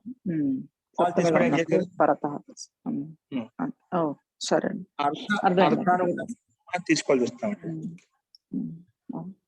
విపరిణామం అంటారు. తర్వాత కూడా మనకు వస్తుందండి ఈ మహాభాష్యం. చాలా సూత్రాల్లో కనబడింది అనమాట లుప్త విభక్తి. మంచి ప్రశ్న అడిగారు. ప్రశ్న అడిగింది చెప్పాను. దీని కాశీకార మహాభాష్యంలో ఎందుకు నియమం చేసుకుంటామని సూత్రం లేదు కదా. ప్రశ్న అడుగుతాడు, పొదుపక్ష అడుగుతాడు, దానికి సమాధానం ఏదైనా విపరిణామం చేసుకుంటామని చెప్పి దానికి సమాధానం చెప్తారు. అవి మనం చెప్పుకున్నాను సందర్భం వచ్చినప్పుడు. ఇక్కడ మనకు ప్రతి ఒక్కొక్క పాయింట్ తీసుకుని అడుగుతా అండి ఇక్కడ మహాభాష్యంలో. ఏది వదిలిపెట్టి ప్రతి ఒక్క చాలా విషయం సందేహం రావచ్చు అండి. అట్లా అందుకే ఏది కూడా వదిలిపెట్టాడు. ఒక చిన్న సందేహం దాన్ని ఎందుకు చేసావు, అలా చేసావు, ఇక సూత్రం లేదు కదా, తిక్కి లేనప్పుడు లెప్తి అని చెప్పి లెప్తి ఎందుకు పెట్టావు? సప్తమి భక్తికి ఎందుకు తీసుకుంటాం? దానికి సమాధానం చెప్పుకుంటూ వస్తున్నాం. ఎందుకు పెట్టాం, ఇలా పెట్టాము, ఇందుకోసం పెట్టాము, ఈ రకమైన సూత్రార్థం కోసం ఇలాగ చెప్పబడింది అని నిర్దేశించబడతామంట. అది అన్ని యుక్తిపూర్వకంగా ఉంటాయన్నమాట. ఓ ఖచ్చితంగా ఇలా అంటూ ఏదో ఒకటి మనం సమన్వయం చేయాలి కదా అర్థానుకూలంగా. అది మనకు ఇది నేర్పిస్తుంది. ఓకేనా? సరే. నెక్స్ట్ వచ్చేసి మహోదయ, శోభనాద్రి గారు, ఇది ఒక సప్తమి దాంట్లోనే ఇలా జరుగుతుందండి, వేరే విభక్తిలో కూడా జరుగుతుందా? అనేక చోట్ల విభక్తులు చాలా చోట్ల. ఇప్పుడు ఇది కొత్తగా వచ్చింది మనకు. చాలా చోట్ల యుక్త ప్రథమాంత నిర్దేశము, యుక్త సప్తమ నిర్దేశం, యుక్త షష్ఠి నిర్దేశం ఎన్నిసార్లు చెప్పుకున్నా చాలా చోట్ల వస్తుంది అనమాట. అయితే సందర్భాన్ని అన్ని విభక్తులు వస్తుంది, కేవలం సప్తమి అని కాదు, సందర్భాన్ని అన్ని చోట్ల తీసుకోవచ్చు. అన్ని చోట్ల తీసుకోవచ్చు. అది ఏది విపరీణమ్యతే అని ఉంటుందో ఆ విభక్తి అక్కడ ఇస్తారనమాట. ప్రథమాన, షష్ఠి, సప్తమి అని ఇస్తారు బ్రాకెట్స్ లో, దాన్ని చూపిస్తారు అన్నమాట. ఎందుకంటే లెప్ అనేది సప్తమి లేదు ఎక్కడ కూడా మనకు. ఎక్కడ మాసే నైపుతో లెప్ లెప్ అక్కడి నుంచి వచ్చినాడు లెప్. ఇది ప్రత్యయం అనమాట. అక్కడ సప్తమి భక్తి కాదు కదా, నువ్వు ఇది కూడా సప్తమి భక్తి ఎట్లా అంటున్నావు? దాన్ని మార్చుకోవాలి కదా, సప్తమి భక్తి పక్కన ఉంటే అని చెప్తున్నాం కాబట్టి విపరిణామం చేసుకోవాలి ఖచ్చితంగా. ఓకేనా శోభనాద్రి గారు? అక్కడ పంచమి విభక్తిని లుప్తం చేసుకోవాలన్నప్పుడు అక్కడ అట్లా రాసుకుంటాం అనమాట. లుప్త పంచమ్యాంత నిర్దేశ. మనకు డైరెక్ట్ గా మనకు పంచమిలో ఉంటే ఇబ్బంది లేదండి. ఎక్కడ లేకపోయినప్పుడు అప్పుడు మనం ఖచ్చితంగా చేసుకోవాలి. అదేలేండి, అవును. ఇక్కడ ప్రథమానం లెప్ వచ్చింది, ఇక్కడ లేదు, మనకు సప్తమి భక్తి కావాలి, అప్పుడు ఖచ్చితంగా చెప్పుకోవాలి. అర్థమైందండి, ధన్యవాదాలు. అస్తు. నెక్స్ట్ వచ్చేసి లుంగ్ సనోర్ ఘస్లి. లుంగ్ సనోర్ ఘస్లి. ఓకేనా? చూడండి, లుంగ్ సనోహ సప్తమి విభక్తి ద్వివచనము, ఘస్లు ఘస్లు ఇది ప్రథమ విభక్తి ఏకవచనం. సూత్రాన్ని పద విభాగం చేసుకుంటే లుంగ్ సనోహ సప్తమి విభక్తి ద్వివచనము, ఘస్లు ప్రథమ విభక్తి ఏకవచనము. ఓకేనా? ఇప్పుడు సమాసం చూడండి. దీన్ని లుంగ్ సనోహని ఎలా విడగొట్టాడంటే లుంగుచ సంచ, అంటే లుంగు ప్రత్యయము లకారాలు ఉంది, లుంగు లకారం, అది లుంగుచ సంచ కలిపితే లుంగు సనవు. రెండు ప్రత్యయాలు ఉన్నాయి కాబట్టి లుంగుచ సంచ లుంగు సనవు, తయోహో లుంగు సనోహో. దాంట్లో మళ్ళీ అదే విభక్తులు కన్వర్ట్ చేసుకోవాలి కాబట్టి తయోహో లుంగు సనోహో సప్తమి విభక్తి ద్వివచనంలోకి వచ్చేసింది అన్నమాట. లుంగు ప్రత్యయము సన్ ప్రత్యయం రెండు కలిపే లుంగు సనవ్ అయిపోయినాయి. వాటి యొక్క రెండింటి యొక్క కలయికని ఇక్కడ లుంగ్ సనోహ్ అని చెప్పి చెప్పుకున్నామాట. అస్తు అంటే సప్తమి భక్తుదా ఈ లుంగు పక్కన ఉండాలి, సని ప్రత్యయం పక్కన ఉండాలి. ఇప్పుడు అర్థం చేసుకోవాలి. సప్తమి భక్తుడే పక్కన ఉంటే అర్థం వస్తుందన్నమాట. ఏమొస్తుంది? గస్రీ వస్తుంది. ఎవరికి వస్తుంది అది చెప్పలేదు, పైనుంచి అనువృత్తి వస్తున్నాడు. అదహ అది స్థానంలో వస్తుంది. సూత్రం ఏం చెప్పారు ఇక్కడ? ఆ సూత్రం అదా లేదన్నమాట. ఒక సప్తమి భక్తి ఉంది, ప్రథమ భక్తి ఉంది. సప్తమి పక్కన ఉంటే ప్రథమ దాని స్థానంలో వస్తుంది. ఏ స్థానంలో? పైనుంచి అనువృత్తి తీసుకున్నా. అదహ అదహ ఉంది కదా పైనుంచి, అని తీసుకుంటే అధస్థానంలో వస్తుంది. అధస్థానంలో గస్లు ఆదేశం వస్తుంది ఎప్పుడు? లుంగు ప్రత్యయం పక్కన ఉంటే లేదా సన్ ప్రత్యయం పక్కన ఉంటే అని దీని యొక్క అర్థం చెప్పుకుంటామంట. ఓకేనా? అందుకే అనువృత్తి పైనుంచి అధహ ఆధాతుకు. చూడండి, మనకు ఇవన్నీ ఏ సూత్రంలో లుంగ్ సనో గస్లుది అని ఉందండి. ఇక్కడ మనకు సూత్రంలో అధహ లేదన్నమాట. సామాన్యంగా లుంగ్ సనోహ పరత గస్లు భవతి, కస్య భవతి, కస్య స్థానే భవతి. సూత్రంలో అర్థం లేదు కదా. ఇవి మనకు క్రమంగా చదవకపోతే ఏమవుతుందంటే అవి చెప్పుకోవాల్సి వస్తాయి. ఇవి ఎక్కడొచ్చినా డైరెక్ట్ చెప్పుకున్నాం అనుకోండి, ఆ వ్యక్తికి ఏమవుతుంది, అది పైన ఒక సూత్రం ఉందని చెప్పుకోవాలండి, ఇలా దీంట్లో అద్దాతో ఉంటుంది, అద్దాస్థానం జగ్ది గస్ ఆదేశం వస్తుంది. ఆ త్వరగా మనసులో కూర్చోమాట. నువ్వు క్రమంగా నేర్చుకున్నప్పుడు ఏమవుతుందంటే ఆ పైన సూత్రం ఉంది, ఆ సూత్రం నుంచి ఇక్కడికి అనుమతి వచ్చి తెలిసిపోతున్నాడు. సందిగ్ధం ఉండమాట. ఇప్పుడు మన లఘు సిద్ధాంతం ఇదే సమస్య వస్తుందండి. అంటే సమస్య ఏం కాదు, అక్కడ గురువులు చెప్తాడు, ఆచార్యులు చెప్తామంట, అది బట్టి పట్టాల్సి వస్తుంది. ఏంటంటే గుర్తు పెట్టుకోవాల్సి వస్తున్నామంట. అక్కడ దాన్ని గుర్తు పెట్టుకోవాల్సి వస్తామండి. ఇప్పుడు మనకి అంత త్వరగా క్రమపాఠం చదవకపోవడం అంటే ఏమవుతుందంటే అదన్నీ మనసులో పెట్టుకోవాలి. ఇక్కడ లుంగు పరత సని, లుంగు ప్రత్యయం పక్కన సని ప్రత్యయం పక్కన గస్లు వస్తుంది. ఎక్కడ చూసింది? యోగ స్థానంలో వస్తుంది. తెలియాలి కదా. మామూలుగా సూత్రంలో ఉండే పదాలు బట్టి అర్థం చేసుకోవాలి మనం. అది మనకి అనువృత్తి లేకపోతేనా సూత్రం పైన అది సూత్రాన్ని చెప్పిన అది ఎక్కడి నుంచి వచ్చింది మనకు సందిగ్ధం వస్తుంది. ఎవరైనా అడుగుతామట, మనం బాగా అర్థం చేసుకుని వెళ్ళాము అప్పుడు ప్రతి ఒక్కరికి సందేహం కలుగుతున్నామట. లుంగు సప్తమి విభక్తి పక్కన ఉంటే గసులు వస్తుంది అని చెప్పావు. ఎవరికి వస్తుంది? దేని పక్కన వస్తుంది? ఇవన్నీ ఏం చెప్పలే కదా. అప్పుడు డైరెక్ట్ గా అధహ రాసుకుంటామట. అదే ఎక్కడ చూసింది, అప్పుడు దాన్ని వ్యాఖ్యానం చేసుకుంటే అది చెప్పాలి. అధహ ఇది మనకు సూత్రం ఏంటి, అదో జగ్దులు చెప్తే ఇక్కడి నుంచి అక్కడి నుంచి అర్ధాత్మక అనువృత్తి వస్తుంది చెప్పి చెప్పుకోవాలి. కానీ కనపాఠానికి వల్ల మనకు సింపుల్ గా ఉంటుంది మెథడ్. అస్తు దానివల్ల అంటే అది కొంచెం ఎక్కువగా ప్రయాణం చేయాల్సి ఉంటుంది. డైరెక్ట్ గా మనం వచ్చి దాన్ని కష్టపడి నేర్చుకోవడానికి తేడా వ్యత్యాసం ఉంటుంది కదా. అస్తు అందుకే మనకి క్రమపాఠంలో మనకు రిషి ఒక ప్రణాళిక చెప్పాను, దాంట్లో మనకు సహజత వస్తుంది, సహజంగా అర్థమవుతుంది అన్నమాట. అస్తు సో ఈ రకంగా అదో జగ్దిల్ చెప్తాను. సారీ, లుంగ్ సనదు గస్రీ ప్రకారంగా సూత్రాసం చూడండి. సింపుల్ గా ఎంత సింపుల్ గా ఉంది. సూత్రం అర్థం అనేది సూత్రంలో దాగి ఉంటుంది అన్నమాట. ఏం చెప్పింది? అర్థ లుంగి సనీచ ఆర్ధాతు సనీచ చ ఎందుకనే రెండు ఉన్నాయి కదా. లుంగి పరత సని పరత, సని సప్తమి భక్తిలో ఉన్నాడ. లుంగు పరత సని పరత అధాతుకి గస్రీ ఆదేశం వస్తుంది. గస్రీ ఆదేశో భవతి. ఓకేనా, గస్రీ ఆదేశో భవతి అని చెప్పి ఈ సూత్రం యొక్క అర్థం చెప్పుకున్నాం. దానికి ఉదాహరణ ఏంటివి? అగసత్ ఒకటి, లుంగు లకానికి ఉదాహరణ చెప్పుకున్నాము. నెక్స్ట్ వచ్చేసి సని ప్రత్యయానికి ఉదాహరణ జిగత్ సతి, జిగత్ సత. ఈ రెండు సని ప్రత్యయానికి ఉదాహరణ అండి. జిగత్ సతి, జిగత్ సత. ఓకేనా, వీటికి ఏంటో రూపశుద్ధి మనకి ఇక్కడ ఇచ్చేది, అది చూద్దాం. అగసత్ అనేది లుంగు లకారం యొక్క రూపం అండి. ఏంటి? లుంగు లకారం. ఓకేనా, లుంగు లకారం ఏమొస్తుంది? మనం భూధాతుకి లంగ్ లకారం యొక్క రూపం ఏంటండి? భూధాతుకి లంగ్ లకారం రూపం, లంగ్ లకారం, లుంగు కాదు చెప్పి లంగ్ అంటున్నాడు. అభవత్ వస్తుంది. ఏ కాలంలో వస్తుంది? భూతకాలం కదండి. ఏ భూతకాలము? అద్యతన భూతకాలం, అనద్యతన భూతకాలమా? అదే అనద్యతన కదండి. అద్యతన భూతకాలం. ఓకేనా, ఇది లుంగు లకారము, ఇది కూడా భూతకాలం కానీ అద్యతన భూతకాలము. దానికి భూతానికి అభూతని వస్తున్నామాట. ఇక్కడ అదే అద్ధాతుకి ఏమొచ్చింది? లుంగు అగసత్ వచ్చిందన్నమాట. ఏమొచ్చింది? అగసత్ వచ్చిందన్నమాట భూతకాలంలో. ఓకేనా, ఉస్నే ఖాయా, అతను తిన్నాడు. ఎప్పుడు తిన్నాడు? ఇప్పుడు తిన్నాడు. అంటే లకాన్ని బట్టి ఆటో తెలిసిపోయి. ఇప్పుడు రూపాన్ని బట్టి అగసత్ అంటే లుంగు లకారం యొక్క రూపాన్ని అగసత్ ఇప్పుడు తిన్నా అర్థం చేసుకోవాలి. చెప్పాల్సి అవసరం. ఇప్పుడు తిన్నాడు, నిన్న మొన్న తిన్నాడని చెప్పాల్సిన అవసరం. రూపాన్ని బట్టి మనం ఆటోమేటిక్ అర్థం అవుతుంది. ఇప్పుడు తిన్నాడు, నిన్న మొన్న తిన్నాడు. లుంగు లకారం అంటే లంగ్ లకారం అంటే నిన్న మొన్న తిన్నాడని అర్థం చేసుకుంటాం.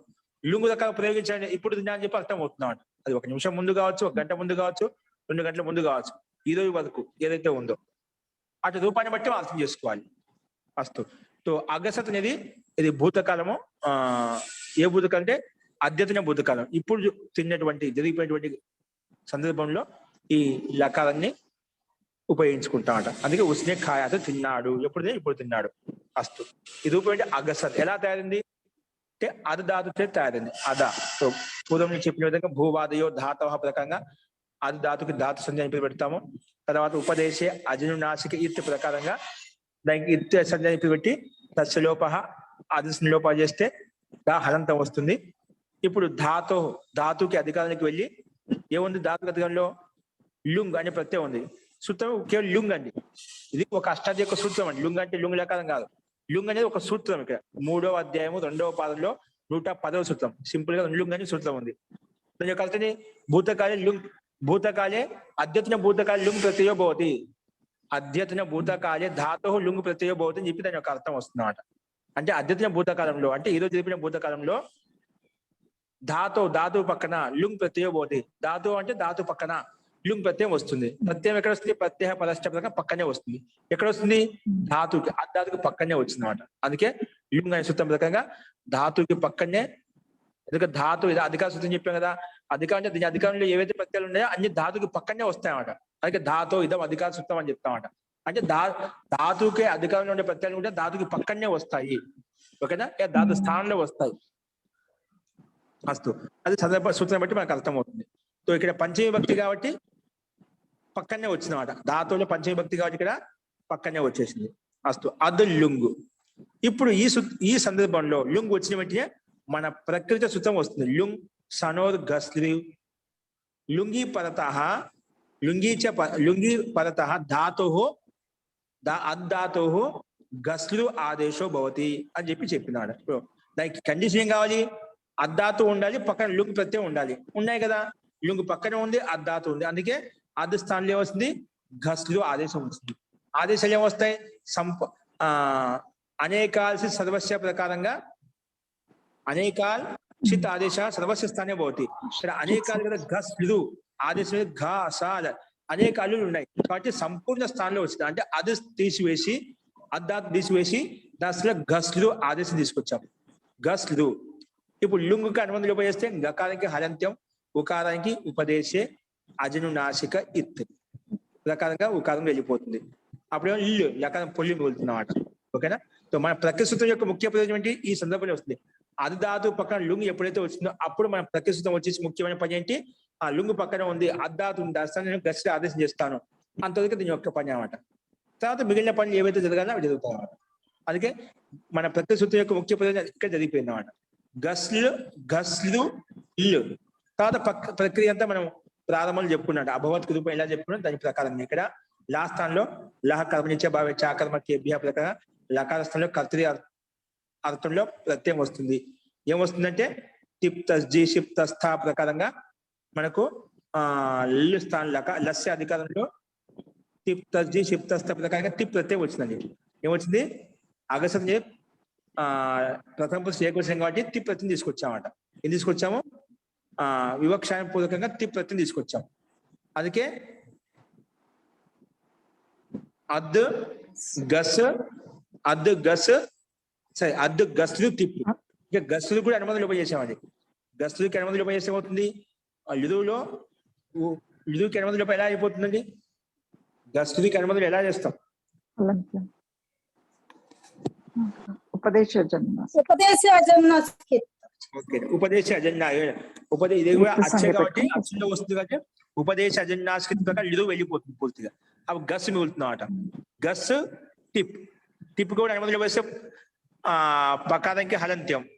టిప్ లో ఉండే ఈ కారంకేమో ఇతశ్చ గిత్ సంబంధి కదా, గిత్ సంబంధి ప్రత్యయం అయితే ఉందో ఇతశ్చ ప్రకారంగా టిప్ లో ఉండే ఈ కారం వెళ్ళిపోతుంది. అప్పుడు గస్ తు. ఇంకోటి ఏంటంటే లుంగు రాగానే కొన్ని ప్రత్యయాలు చదువుతాయండి. శ్రీ లుంగి ప్రత్యయం రాగానే వెంటనే మనకు గస్ పక్కన శ్రీ వస్తుందండి. శ్రీ వచ్చిన వెంటనే శ్రీ శిచ్చు ప్రకారం వెంటనే ఆ శ్రీ స్థానంలో శిచ్చు కూడా వచ్చేస్తుందన్నమాట. ఆ శ్రీ స్థానం వెంటనే ఏమవుతుంది? శిచ్చు ఆదేశం కూడా వచ్చేస్తుందన్నమాట.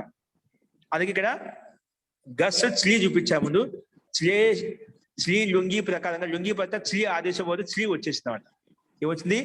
శ్రీ వచ్చేసింది. ఆ శ్రీ స్థానంలోనే మళ్ళీ శ్రీ వచ్చేసింది, శిచ్చు రాలేదు. ఇప్పుడు గస్ శ్లీత్. ఇప్పుడు శ్రీ స్థానంలో మనకు శిచ్చు కాకుండా వెంటనే ఏమొచ్చిందంటే ఇక్కడ పుషాది ద్యుతాది యుదిత అనే సూత్రం ప్రకారంగా ఇది యుదిత్ ధాతు కాబట్టి యుదిత్ ప్రత్యయం ఉంది కాబట్టి ఇక్కడ మనకు ఈ సూత్రం ప్రకారంగా గస్ లో ఉండేది గస్ ఆదేశం అయిపోయింది కదా, యుదిత్ ధాతు అనమాట. ఎందుకంటే అద్ధాతు స్థానంలో వచ్చింది కాబట్టి దాని స్థానం వచ్చిన గస్ కూడా ధాతు అయిపోతున్నాం, ధాతువత అయిపోతున్నాం అన్నమాట. కాబట్టి ఇది యుదిత్ ధాతు కాబట్టి అంటే ఆదేశంలో స్థానవతి ప్రకారంగా అది ధాతు అయినప్పుడు దాని స్థానం వచ్చిన గస్సు ఆదేశం కూడా ధాతు అయిపోతుంది. ఇప్పుడు ధాతు ఎటువంటి ధాతు? యుదిత్ ధాతు అంటే లుకారానికి ఇది చేసిన ధాతు. అందుకే యుదిత్ ధాతు కావడం వలన ఉషాది ద్యుతాది యుదిత ఇచ్చే సూత్రంలో యుదిత్ ధాతు కాబట్టి ఈ సూత్రం ప్రకారంగా వచ్చింది. శ్రీ స్థానంలో శిచ్చు కాకుండా శ్రీ స్థానంలో ఈ సూత్రం ప్రకారంగా అంగ్ వచ్చిందండి. ఏమొచ్చింది? శ్రీ స్థానే అంగ ఆదేశం భవతి. ఇది శ్రీ శిచ్చుకి శ్రీ స్థానం శిచ్చు వస్తా ఉంటే లేండి ఇది యుదిత్ ధాతు కాబట్టి అంగాదేశం వస్తుంది, అంగాదేశం వస్తుంది చెప్పి ఉషాది ద్యుతాది యుదిత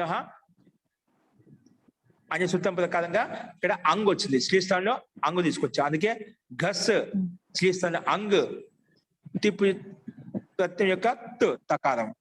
ఓకేనా? గస్ అంగ్ త అంగుకి అనుబంధ లోపం చేస్తే ఏమవుతుంది చూడ గకానికి హలంత్యం తస్య లోప అదస్మి లోప. అప్పుడు ఆ మిగులుతున్నాడు గస్ ఆ త్ గస్ ఆ త్. ఓకేనా? ఇప్పుడు గసత్ అయిపోయిందండి, కానీ ఆ ఎక్కడ చూసింది లుంగ్ లంగ్ లుంగ్ పొడు దాత. లుంగు లకారంలో, లంగు లకారంలో, లిరింగు లకారం, ఈ 3 లకారాలు ఎక్కడ పక్కన ఎప్పుడు వచ్చినా అవి పక్కన ఉంటేనే ధాతునకు ముందు అట్ట ఆగం వస్తుంది. ఏమొస్తుంది? లుంగి పరత, లంగి పరత, లిరింగ్ పరత ధాతు అట్ట ఆగమో పోతాయి. ధాతునకు ముందు అట్ట ఆగం వస్తుందన్నమాట. ఇక్కడ గస్ ధాతు కదా, ధాతు ముందు అట్ట ఆగం వస్తుందన్నమాట. అట్టు రాగానే టకానికి హలంత్యం తస్య లోప అదస్య లోప చేస్తాం. ఆ గస్ అగసత్ అయిపోయిందా? ఈ రకంగా అగసత్ రూపం సిద్ధిస్తుంది మనకు. వచ్చేసిందండి అగసత్. ఎదుక సందేహం ఉందా?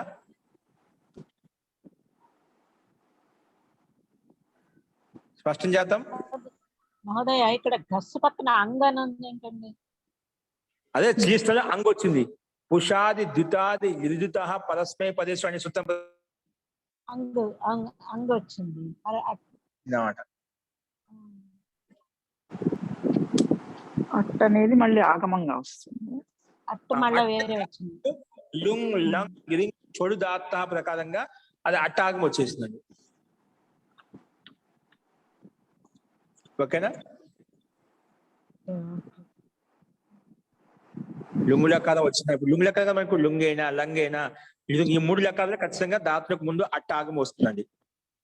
అందుకే మనకు ఆ లుంగు లకారంలో లంగ ఆ కనిపిస్తుంది, 3 లకారంలో ఆ కనిపిస్తుంది. అభవత్, అభూత్, అభవిష్యత్ అని చెప్పి. ఓకే, ఇది అగసత్ యొక్క రూపం, లుంగు లకారం యొక్క రూపం ఇలా ఉంటుందండి. ఓకేనా? అస్తు. నెక్స్ట్ వచ్చేసి ఇప్పుడు లుంగ్ లకారం యొక్క ఉదాహరణ ఒకటి చూసాం. నెక్స్ట్ లుంగ్ సనోర్ గస్లు కదా, సన్ ప్రత్యయం కూడా ఉదాహరణ చూపిస్తాయి అక్కడ. ఏంటి సన్ ప్రత్యయం ఉదాహరణ ఎలా ఉంటుందంటే జిగత్సతి అంటే అత్తుమిచ్చేది జిగత్సతి, ఏ భోక్తుమిచ్చేది జిగత్సతి. అత్తుమిచ్చేది అర్థాతు కదా, అత్తుమిచ్చేది జిగత్సతి అంటే తినడానికి ఇష్టపడి భోజనం చేయడానికి ఇష్టపడే వాడిని జిగత్సతి అంటాట. భోజనం కర్ణ చాత అంటే భోజనం తినడానికి ఇష్టపడుతున్నాడు, భోజనము తినటానికి ఇష్టపడేవాడిని జిగత్సతి అంటామట.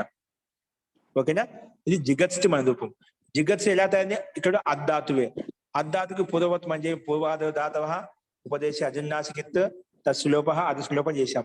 హలంతం ధాతుకు అధికారానికి వెళ్ళిపోయి వెంటనే వచ్చింది ఇక్కడ ధాతు అధికారం కాకుండా ధాతు సమాన కర్తృకాది ఇచ్ఛాయామ, ఇచ్ఛార్థం కదా, భోజనం కర్ణేకి ఇష్టపడుతున్నాడు. ఇలాంటి ఇచ్ఛార్థంలో ధాతు కర్మణ సమాన కర్తృకాది ఇచ్ఛాయామ, ఇచ్ఛార్థంలో ధాతు చేత సన్ ప్రత్యయం వస్తుందన్నమాట. ఓకేనా? ఏమొస్తుంది? ధాతు అధికారం లేదు కానీ ధాతు కంటే ముందు ఉన్నమాట. ఇచ్ఛార్థంలో ధాతో కర్మణ సమాన కర్తృక, ధాతో కర్మణ సమాన కర్తృకాది ఇచ్ఛాయామ ప్రకారంగా సన్ ప్రత్యయం వస్తుంది. ఏమొస్తుంది? సన్ ప్రత్యయం వస్తుంది అన్నమాట. ఓకేనా? అద్ సన్, అద్ సన్. సన్ రాగానే వెంటనే ఏమైపోయింది?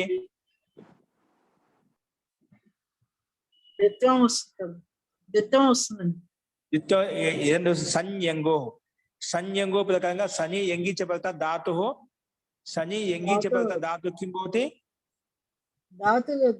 ద్వే భవత. శని ఎంగించ శని ప్రత్యయం పక్కన ధాతుకు ద్వే అవుతుందన్నమాట. అప్పుడు అంటే ముందు సన్ రాగానే మనకు ముందు ప్రకృతం పనిచేసిందండి. అద్ సన్. ఓకేనా? సన్ వచ్చిందా? ధాతో సమాన కర్తృక ఇచ్చిన సన్ రాగానే అదో లుంగ్ సనుర్ ఘస్వి అద్ధాతుకి పక్కన శని ప్రత్యయ పదత ధాత్ అధస్థానే కిం భవతి గస్ ఆదేశం భవతి. ఇక్కడ మనకు ముందు గస్ తెచ్చుకుంటాడు, గస్ సన్. ఓకేనా? ఇప్పుడు మనం ద్వితీయం చేసుకుందాం. ఇక శని ప్రత్యయ సంయంగో, శని ఎంగించబడితే ధాతో ద్వే భవత. ఇంకేంటి మనకు ధాతు స్థానంలో ఆదేశమైంది కూడా ధాతువత్ అయిపోతున్నమాట. ధాతు స్థానం ఆదేశము ధాతువత్ అయిపోతున్నమాట. ఓకేనా? స్థానివత్ ప్రకారంగా స్థానివాదాదేశం ప్రకారంగా ధాతు స్థానం వచ్చిన ఆదేశం ప్రకారం ధాతువత్ అయిపోయిందన్నమాట. అందుకే గస్ ధాతువే. గస్ సన్, సన్ కా అనుమతి లోపం చేస్తే అవుతుంది నకారానికి హలంతం వచ్చేసి హలంత్యం తస్య లోప అదస్మి లోప. గస్ సా, గస్ సా. ఇప్పుడు దీనికి మనం సంయంగోపక ద్వితీయం చేసుకుంటే అవుతుంది ధాతు ద్వే భవతున్నమాట. సన్నిపత అంగస్య ద్వే భవత. అంగం ఏంటి గస్ ధాతు కాబట్టి ద్విత్వం అయిపోయింది. అందుకే ఘస్ ఘస్ ద్వే రెండు అయిపోయామట. ధాతు రెండుగా మారిపోయింది. అందుకే ఘస్ ఘస్ సా. దానికి పూర్వభ్యాస. నువ్వు ఎక్కడ ద్విత్వం చేసావో అందులో పూర్వంలో ఉండడానికి అభ్యాసం పెట్టు. గస్ గస్ సా ఉంది కదా, అందులో ముందులో ఉండే గస్ కి పూర్వభ్యాస ప్రకారం అభ్యాస సంజాని పెట్టాం. అభ్యాసం చెప్పి పెట్టిన వెంటనే ఏమైపోయింది? హలాది శేష. నువ్వు ఎవరికైతే అభ్యాసం చెప్పి పెట్టి అందులో ఆది హల్ శిష్యతే అని చెప్పినమాట. ఆది హల్ శిష్యతే అని చెప్పగానే ఆది హల్ వర్ణము ఘా ఒకటి కాబట్టి అదొకటి మిగిలింది, మిగతా సా అని వెళ్ళిపోయినమాట. ఆది హల్ శిష్యతే అనాది అనాది హల్ లిప్యతే. అయితే ఆది లేదో అటు సకాలం లోపం అయిపోతున్నమాట. ఓకేనా? అప్పుడు ఏమైపోయింది? గా ఘస్ సా, ఘా ఘస్ సా, ఘా ఘస్ సా. ఇప్పుడు కుహోశ్చుహు ఏంటండి? కుహోశ్చుహు అనే సూత్రం ప్రకారం అయిపోయింది. ఇక్కడ కుహోశ్చు ప్రకారం అయిపోయింది. అభ్యాసే కవర్గశ్చ అకారశ్చ చవర్గాదేశ భవతి అని చెప్పినమాట. అభ్యాసం ఏంటి? ఘ ఘా ఘస్తాలో ఘా అనేది అభ్యాసం. కానీ అభ్యాసే కవర్గస్య చవర్గాదేశ భవతి. అభ్యాసం ఘా కాబట్టి ఆ అభ్యాసంలో ఎన్నో వర్గం ఉంది? కవర్గం యొక్క అక్షరం ఉంది. కవర్గంలో ఎన్నో అక్షరం? 4వ అక్షరం ఉంది. కాబట్టి చవర్గం యొక్క 4వ అక్షరం వస్తుందన్నమాట. కానీ ఘాకి 4వ అక్షరం వస్తుంది. ఘాకి 4వ అక్షరం ఒత్తు ఘా వస్తున్నది, ఒత్తు జా వస్తున్నది. ఏమొస్తుంది? ఒత్తు జా వస్తుంది. ఆ ఒత్తు జాకి మళ్ళీ అభ్యాసే చర్చ ప్రకారంగా అది మళ్ళీ సామాన్య జకారంగా మారిపోతుంది. ఏమైపోతుంది? మళ్ళీ ఒత్తు జా వచ్చిన తర్వాత అభ్యాసే చర్చ. అభ్యాసంలో ఉండే ఝాకి ఘాకి దానికి చర్ ఆదేశం పోతుంది. చర్యలు ఏమొస్తాయి? ప్రథమ అక్షరం వర్గానికి తృతీయ అక్షరం వస్తాయి. చ ట త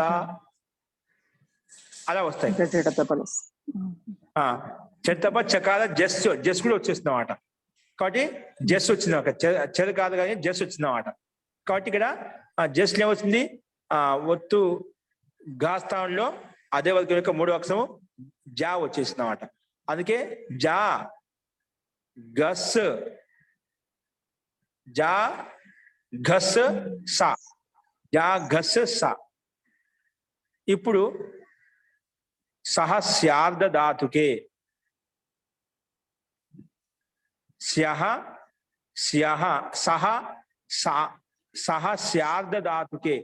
ఈ సూత్రం ప్రకారంగా సహ స్యార్ధ ధాతుకే ప్రకారంగా మనకి సామాన్య జక జా ఘస్ సా అండి. ఇప్పుడు సహ స్యార్ధ ధాతుకే ప్రకారంగా సహ స్యార్ధ ధాతుకి ఈ సూత్రం చేసిందే స్య అంటే సార్ధ ధాతుకానికి, అది సకారానికి ఏంది? సకారానికి తకారం చేసిందన్నమాట. ఏంది? ఘస్లో ఉండే సకారానికి తకారం చేసిందన్నమాట. ఏ సూత్రము? సహ స్యార్ధ ధాతుక అనే సూత్రము సకార స్థానంలో తకారం చేసింది. అందుకే జా గత్ సా, జా గత్ సా. దానికంటే ముందు సన్యత ఒక సూత్రం ఉంది. అభ్యాసంలో సన్యత సన్నిపత అభ్యాసస్య అకారస్య ఇకారాదేశ భవతి అని చెప్పి సన్నిపత్యం పక్కన ఉంది. కాబట్టి అభ్యాసంలో ఉండేటువంటి అకారాంతానికి ఇప్పుడు జా కదా, జాలో ఆ ఉంది, అకారాంతానికి ఇకారాదేశం వస్తుంది అన్నమాట. అందుకే జీ అయిపోయింది. జీ గత్ సా. గత్ ఎక్కడ చూసింది? తకారము గస్ లో ఉండే సకారానికి తా వచ్చేసింది. ఏ సూత్రం ప్రకారంగా? సహ స్యార్ధ ధాతుకే ప్రకారంగా సకార స్థానం తకారం వచ్చేసింది అన్నమాట. అప్పుడు జీ గత్ సనక సా. అప్పుడు మొత్తం జిగత్స అయిపోయింది. ఏమైపోయింది? జిగత్స. ఈ జిగత్స సనంత ధాతు కాబట్టి స్నాద్యంత ధాతవ. సనిపత్తి అంత్యం ఉంటే మొత్తానికి మళ్ళీ కొత్తగా ధాతుని పెట్టేసుకుంటాము. భూవాదే ధాతు ప్రకారం ధాతుని పెట్టేస్తాం. కానీ సనిపత్యం వచ్చిన తర్వాత కూడా ఆ మొత్తానికి మళ్ళీ కొత్తగా ధాతుని పెట్టేస్తాం అన్నమాట. కొత్తగా ధాతు సంజాని పెట్టేస్తాం. సనాద్యంత ధాతవ అనే సూత్రం ప్రకారంగా సనంత ధాతు కాబట్టి మొత్తానికి ధాతు సంజాని పెట్టాం. ధాతు సంజాని పెట్టగానే మళ్ళీ ధాతుకు అధికారానికి ప్రతి తెచ్చుకుంటామట. అందుకే ధాతు అధికారంలో వర్తమాన లట్ వద్దాతు తయారు వర్తమాన లట్ వచ్చింది. లట్ కర్మ వస్తే లకారం పొల్లు, దానికి లహ కర్మించే బావే ప్రకారంగా కర్తార్థని ప్రతి తెచ్చుకోని చెప్పింది. ఏం తెచ్చుకోవాలి? కర్తార్థ లస్య అధికారానికి వెళ్ళి టిప్ తజ్జీ ప్రకారంగా తిప్పు తీసుకొచ్చాం. టిప్ తజ్జీ షిప్ తస్త ప్రకారంగా తిప్పు తీసుకొచ్చాం. అందుకే జిగత్సా తిప్పు. తిప్పు అనేది తింగ్సిత్ సార్వధాతుకం ప్రకారం సార్వధాతుకం కాబట్టి వెంటనే कर्तरी शप प्रकार कर्तरी सार्वधातुक प्रत्यय परतः धातो शप विकर्ण प्रत्ययो भवति చెప్పింది. కాబట్టి కర్తరి షప్ ప్రకారంగా జిగత్స అతి ప్రత్యయం మధ్య షప్ వికరణ ప్రత్యయం వచ్చిందన్నమాట. ఈ షప్ కూడా ఈ షప్ ప్రత్యయం కూడా ఏంటండి ఈ షప్ ప్రత్యయం కూడా తింగసిత్ సార్వధాతుకం ప్రకారం సిత్ అంటే షప్పులో షకాల ఇతిహాసంగా షిత్ ప్రత్యయం అన్నమాట. కానీ తింగసిత్ సార్వధాతుకం ప్రకారంగా తింగసిత్ సార్వధాతుకం ప్రకారం ఇది సార్వధాతుకమే. సో దీనికి అనుమతి లోపేస్తే ఏమవుతుంది? షప్కి అనుమతి లోపేస్తే కేవలం ఆ మిగులుతుంది అన్నమాట. తిప్పుకి అనుమతి లోపేస్తే కేవలం టీ మిగులుతుంది అన్నమాట. జిగత్స ప్లస్ షప్క ఆ తిప్కా టీ అండి. జిగత్స షప్క అనుమతి లోపేస్తే ఆ మిగిలింది, తిప్క అనుమతి లోపేస్తే టీ మిగిలింది అన్నమాట. ఓకేనా? జిగత్స ఆ టీ, జిగత్స ఆ టీ. ఇప్పుడు సన్లో ఉండే అకారానికి జిగత్స కదా, సన్లో ఉండే అకారము పక్కన షప్పులో ఉండే అకారం, ఈ రెండు మధ్య అతో గుణే అనే సూత్రం ప్రకారం పదరూపం చేస్తామండి. అంటే సన్లో ఉండే అకారాన్ని షప్పులో ఉండే అకారాన్ని కలిపేస్తామట. అప్పుడు జిగత్సతి అయిపోతుంది. అతో గుణే ప్రకారంగా సన్లో ఉండే అకారాన్ని షప్పులో ఉండే అకారాన్ని కలిపేసాం, పదరూపం చేసాం అనుకోండి. అతో గుణే పదరూపం చేస్తుంది కదా, పదరూపం చేస్తే జిగత్సతి అనే రూపం మనకు సిద్ధిస్తుంది అన్నమాట. ఓకే, అర్థమైందండి ఇప్పుడు? అదే టిప్పు వచ్చే జిగత్సతి. తస్ తెచ్చుకున్నాం అనుకోండి, జిగత్సత. తిప్పు స్థానంలో జిగత్స షప్పు తిప్పు ఉంది, తిప్పుగా తస్ తెచ్చుకున్నాం అనుకోండి, సకాల ఋతు విసర్గం చేసుకుని జిగత్సత అయిపోతుంది అన్నమాట. జిగత్సత జీ తెచ్చుకుంటే జిగత్సంతి, అలాగా రూపాలు మామూలుగా కంటిన్యూ నడుస్తూ ఉంటాయి. జిగత్సతి జిగత్సత రూపాలు ఇదే విధంగా మనకు తయారవుతాయి. అస్తు, ఇందులో ఎదుర్కొన్న సందేహం చెప్పండి.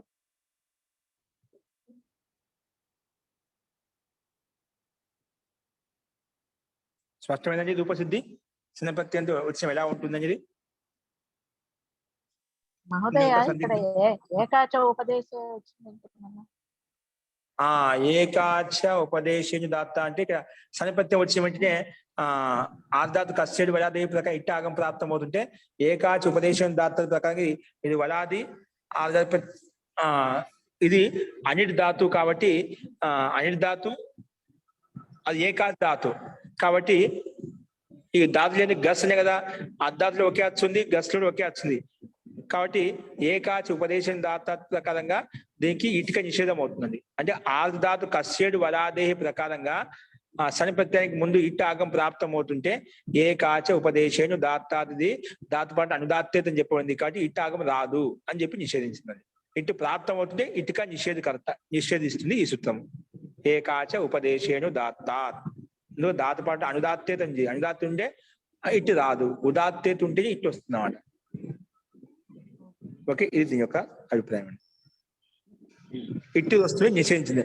సన్ని ఆర్ధాత్ కదా తింగ్సిత్ భిన్న ఆర్ధాతు ప్రత్యయ భవంతి. ఈ సన్ని కూడా ఆర్ధాతం కాబట్టి మనకి ఏమొచ్చింది? ఆర్ధాతు కస్యేడు వలాదేహ ప్రకారం వెంటనే వలాది ఆర్ధాతు ప్రత్యయం పక్క ఉంటే ఇట్టాగం ప్రాప్తం అవుతుంది. ఈ సూత్రం వచ్చి నిషేధించింది. ఏకాచ ఉపదేశం దాతాత్. షప్ ఎలా వచ్చిందండి? కర్తరి షప్పు.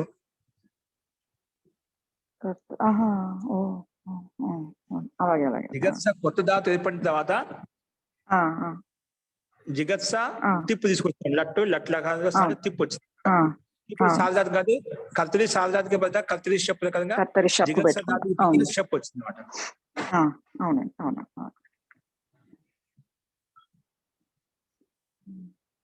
ఈ రకంగా జిగత్సతి అనే రూపం సిద్ధిస్తుంది మనకు. ఓకే, తస్ తెచ్చుకుని జిగత్సత, జీ తెచ్చుకుని జిగత్సంతి, అలాగా కంటిన్యూ రూపాలు తయారు చేసుకుంటూ వెళ్ళిపోవచ్చు. మహోదయ, దీని అర్థం ఏంటండి? ఈ జిగత్సతి రూపం వచ్చింది కదా, అది తినటానికి ఇష్టపడుతున్నాడు, భోజనం కర్నా చాహతా హై.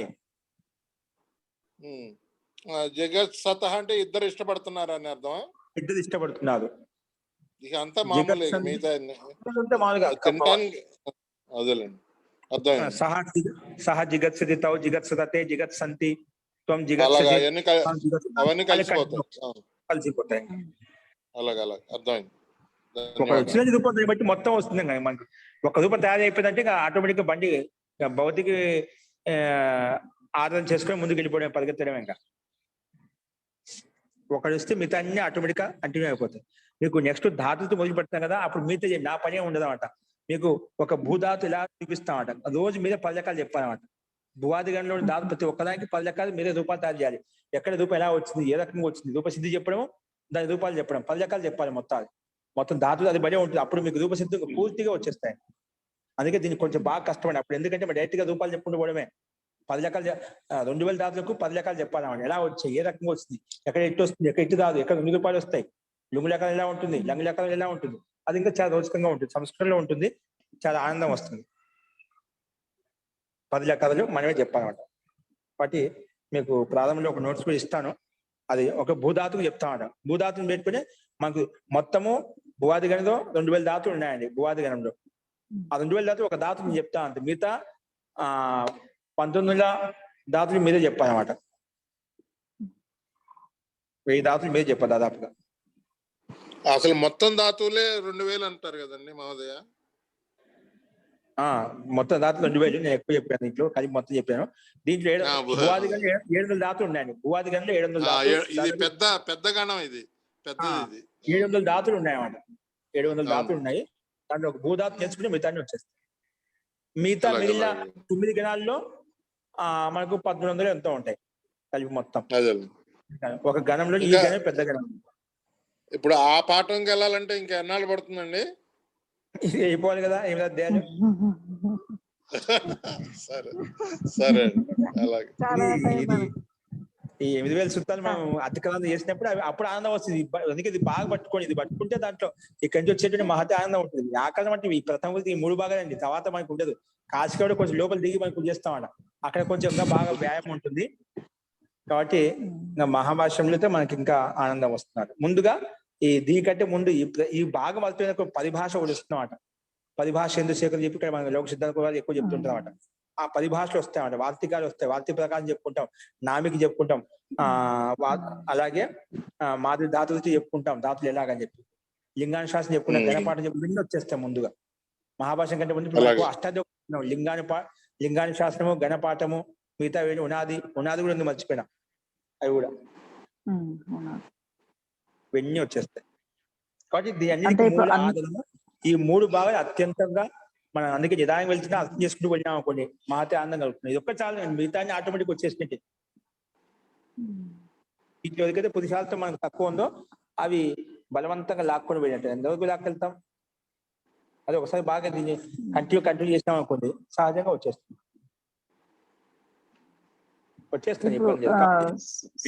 ముఖ్యం.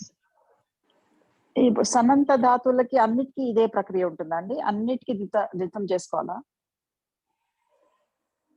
అన్నిటికీ సన్యంగో సన్నిపలత ఎంగిపలత, సంధాతు వచ్చి ఎంగి ధాతు వచ్చి సన్నిపత్తి వచ్చి ఎంగి ప్రతి వచ్చిన వెంటనే సన్నిపలత ఎంగిపలత ధాతు ద్వే భవత, ఏదైనా కానీ ఏ ధాతుకే వస్తుంది, ఏ ధాతుకైనా. బట్ లిక్ అన్ని కూడా వేసుతో ఇది వద్దు, ఈ సందులో చేసుకోవద్దు చెప్పేంత వరకు ఇది దీనిపై చేయడం అంటే సని. దీని యొక్క అర్థం సని ఎంగి పలత ధాతో అంగస్య ద్వే భవత, అది ఏదైనా కానీ నృత్యం చేస్తే సిద్ధంగా ఉంటుంది. దానికంటే బలమైన సూత్రం వచ్చి వద్దని చెప్పేదాక.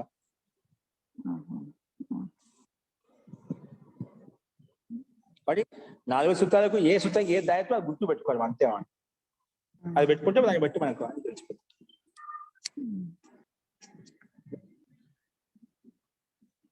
ఓకే అండి, ఇంకేమైనా సందేహాలు కూడా మనం రేపు చెప్తాము. ఈ రకంగా లుంగు సనుగు గస్సులు రూపసిద్ధి మనం చూసాము, అర్థమైంది అనుకుంటాము. సూత్రం ఎక్కడ వినియోగించబడింది అది కూడా ముఖ్యంగా గమనించుకోవాలి. కాబట్టి ముందు ఈ సూత్రంలో ఆది స్థానంలో లుంగు సన్ పక్కన ఉన్నప్పుడు గస్సు ఎక్కడ వచ్చింది, ఏ స్థానంలో వచ్చింది, సూత్రార్థం ప్రకారం పని జరిగింది, అది ముఖ్యంగా ఈ సూత్రం యొక్క ఉదాహరణ, ఈ సూత్రం యొక్క వినియోగం ఎక్కడైంది అది కూడా బాగా అర్థం చేసుకోవాలి. అది అయిపోయింది, మిగతా అన్ని క్రమంగా వస్తాయంటే అన్ని అర్థం అవుతాయి అన్నమాట. వస్తూ ఇటువంటి సందేహాలతో తర్వాత చూద్దాము. మంత్రపాఠ.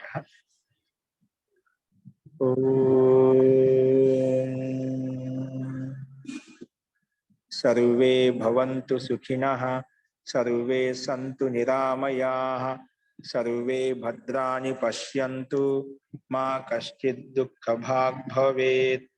ఓం శాంతి శాంతి శాంతి. సర్వేభ్యో నమః.